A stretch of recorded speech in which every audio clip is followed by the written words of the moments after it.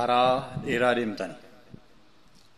Haqaaf karaa dheeraa deemtanii dhugaa amantaa sabaaf dhaamtanii osoo haqa of hirkaa qabdanii karaa deemsaa dhabdanii. Amma yerootti yoo dhokattanii abdii qabna akka mul'attanii shan taatanii miliyoona raastanii ifatti akka nu baastanii. Dhugaaf joortanii haqa nu soortanii dhugaaf dhiigdanii soba nurraa diigdanii. Kaleessa sana Oromoon Ortodoksiin ta'u Oromiffa Waaqni hin dhaga'u. Keenya qofaa Waaqni dhaga'aa numa qofaatu Phaaphaasummaaf aanga'a jedhanii nurratti uursanii bakka hin malle nu tursani.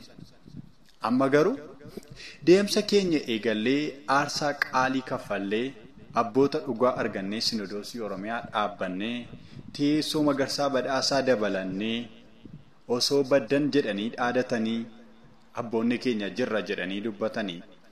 Erga as ga'ee omaan ta'u sichi hidhamus hin dhaamu tasumaa ifichi kan duraa caalaa sabaaf ifaa ammayyuu deemsitti fufu.